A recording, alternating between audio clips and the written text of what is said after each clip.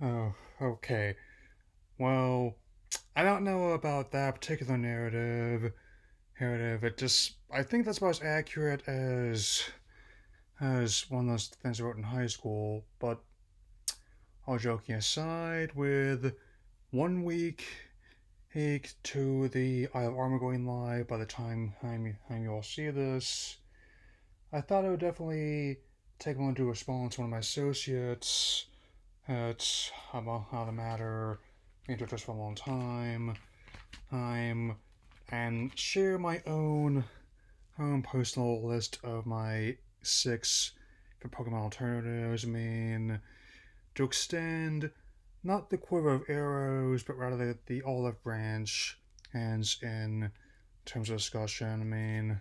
I mean, no disrespect intended.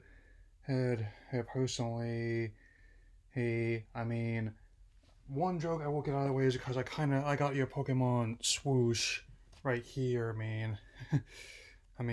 Since there'll be another time for me to talk numbers, but for sake of argument, I'll definitely have 6 of my favorite alternatives to a who the biggest series, not just in terms of monster her collect her RPGs, but in general.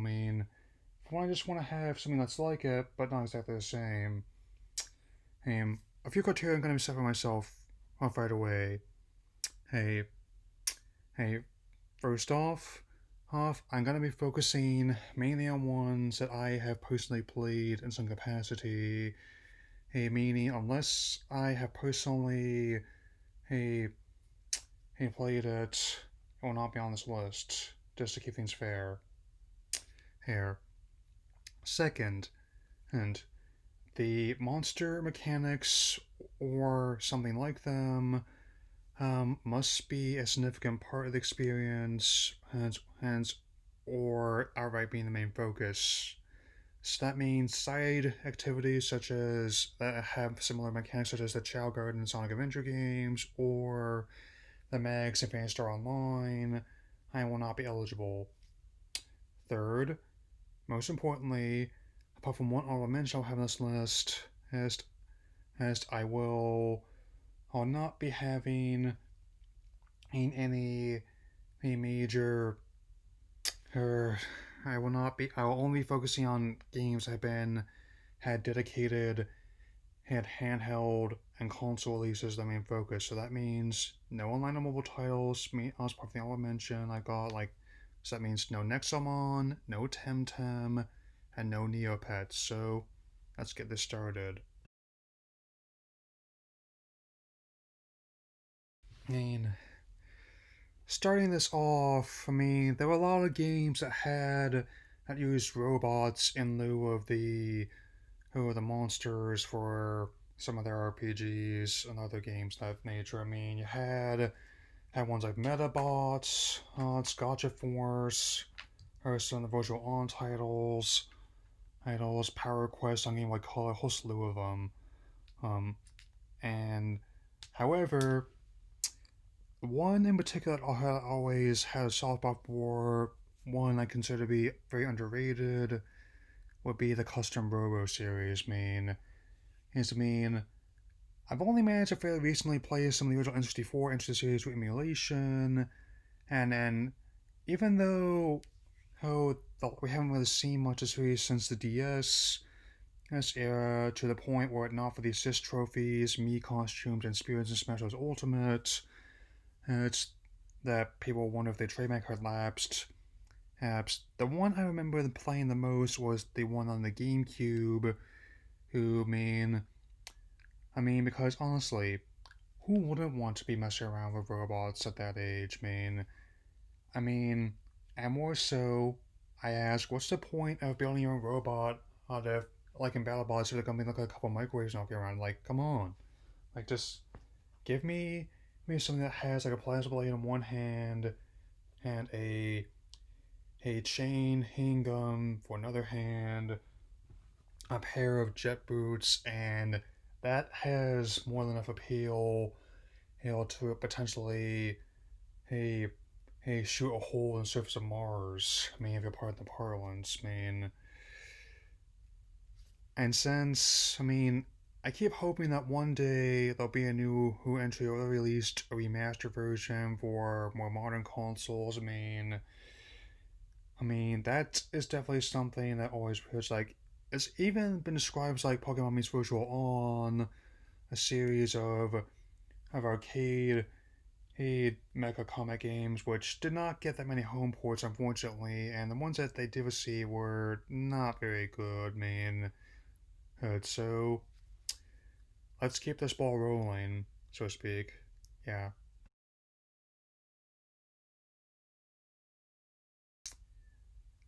Yeah, there were definitely also a lot of RPGs which had cards as main mechanic as well.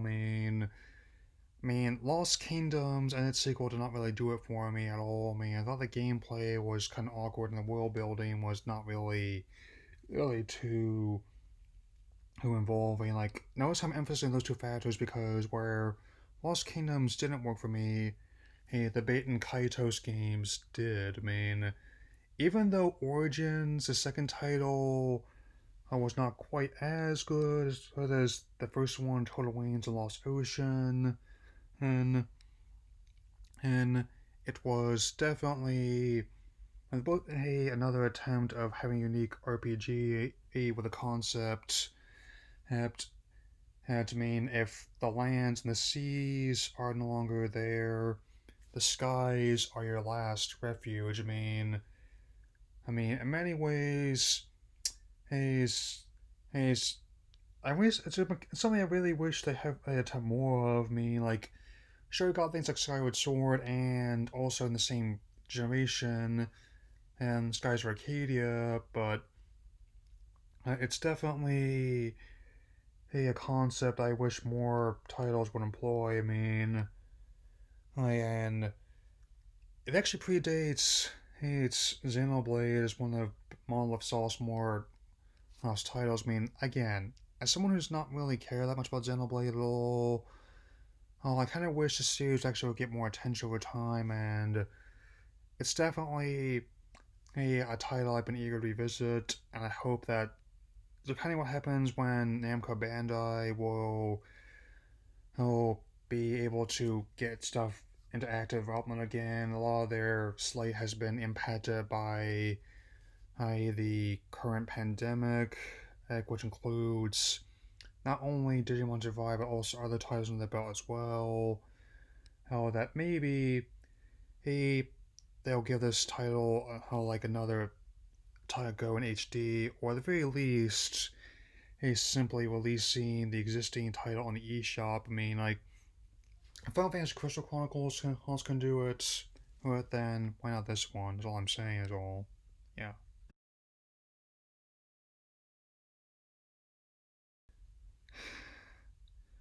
Now, here's a blast from the past. A lot of people definitely still have infinite Pokemon as I do, and Digimon's still a sizable fan base as well these days. But that's exactly who remembers Monster Rancher.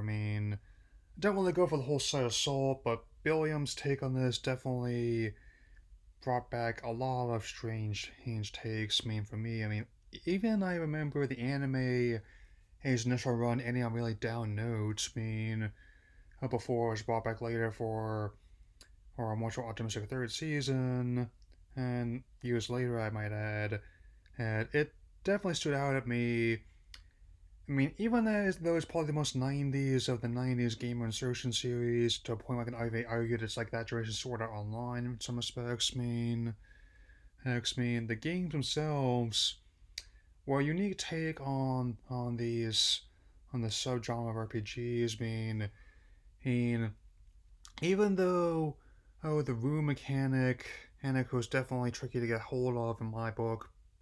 Look, the actual combat and the raising the monster, hence the title of Monster Rancher having more than one meaning. And, and it's basically the best way to describe for those who are not familiar with the series is if the metagame aspects of Pokemon were the main game here. It's a shame that the series initially petered out when the DS rolled around and Diamond and Pearl was really hitting its stride. So it's definitely would be interesting to see more of the series in the future. Like I don't know how this one that came out in Japan on the Nintendo Switch is going to be received, let alone if Tecmo Koei is going to be localizing it at all. I wouldn't object to it if they did, even if it's just like an eShop game. But the ones I remember playing the most of the initial run, they released quite a few titles, almost from the late 90s and early to mid 2000s, are the ones on the original PlayStation, and the first two ones they had on Game Boy Advance, fittingly titled Monster Rancher Advance and Monster Rancher Advance 2. So while it's nowhere near in the same order of magnitude as the series I was cashing in on, it's admittedly not totally without merit. I actually legitimately enjoyed how some of the monster designs and while Suezo may not have the same kind of pop cultural footprint that like Pikachu or even Agumon has these days, is I definitely can remark that it's definitely be worth playing. And just revisiting all this, like I don't really have a working Game Boy Advance currently, or a console that can play those games, but just emulating the GBA titles took me back. To a much simpler time. But the other three titles I have on this list are going to be swinging the other direction, and that we need to go forward. Yeah.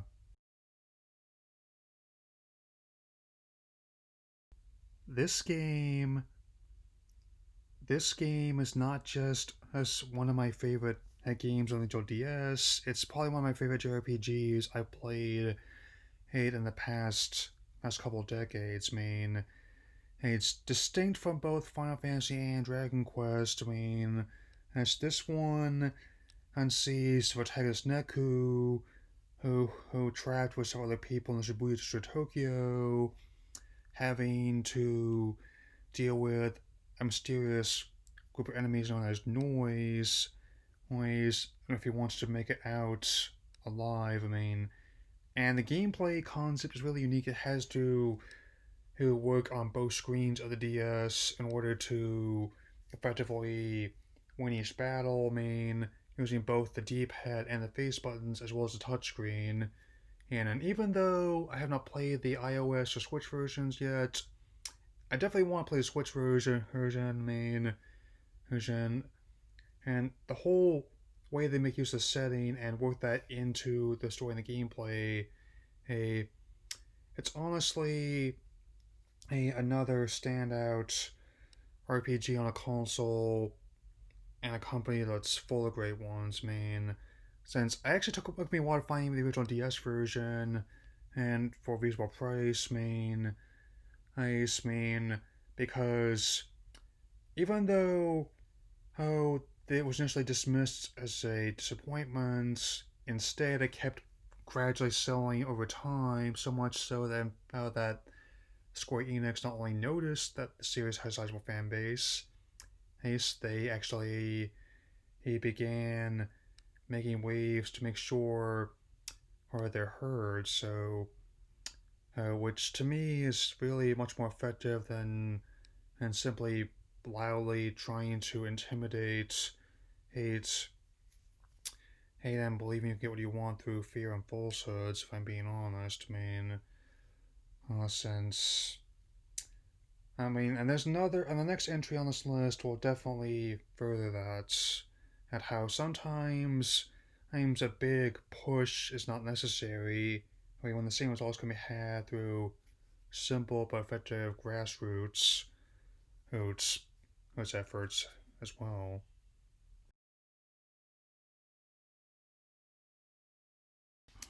Now, these titles are easily among my favorite favorite JRPGs I play not just on these respective consoles, but also how in recent memory since I can never really get into Yokai Watch, being honest, but these ones I think took a lot more risks in terms of their gameplay and the world. Like both these ones involve not only trying to save people you love, but also your entire kingdom of cruel fates. I mean, using a unique blend of melee combat, monster familiars, and magic, and essentially it's in they're like playable Studio Ghibli films in respects to the point where the first one was even co-developed by them, and of a sorts. I mean,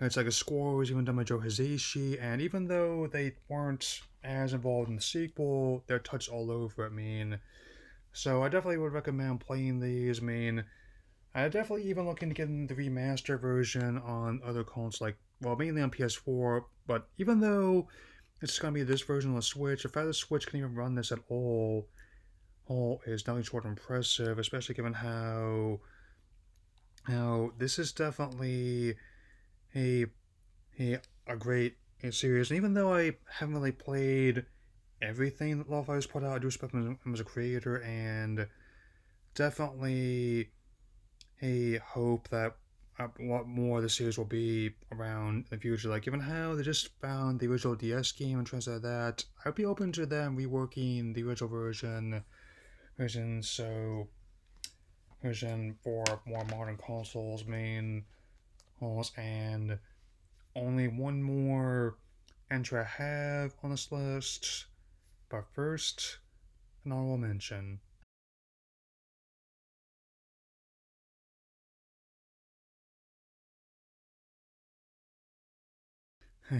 Hey, Morty! I found some Dynamax energy. Okay. Well, my voice still needs work, but this is also why the one honorable mention I have for a mobile or digital title.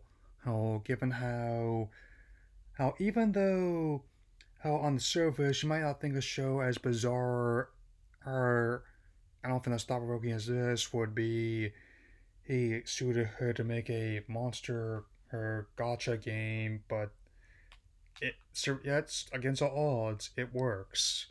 Works. I mean, since this title it all features some designs that are going to be unique to the game itself. However, many of the collectible characters, as well as their tamers, which are also characters from the hit Adult Swim show, who who are from the universe, like many of which are events also tied to who current arcs of the show. Like there's one where a dragon and is shamed into something that's not exactly safe for work, but still, I like how it not only does employ the mechanics of these games pretty interestingly, but also even pokes fun at the conventions, like how how some detractors of these games dismiss as like, oh, it's just rock paper scissors balance. Well, the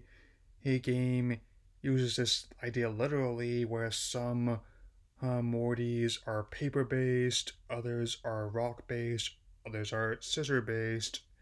I mean, much like how how the title characters subvert the usual dynamic of Emmett, Doc Brown, and Marty McFly, by depicting their Doc as much more cynical, misanthropic, and their Morty as much less sure of himself and pessimistic. Heck, so there's definitely a lot of that same kind of humor in this game here. Here, even the microtransactions, like the Meeseeks box, has you watch one of the ads for a bonus. I mean, so even that is kind of amusing. And as for my number one alternative to Pokemon, you might have seen it coming, but let me show you, it will be my last surprise this list.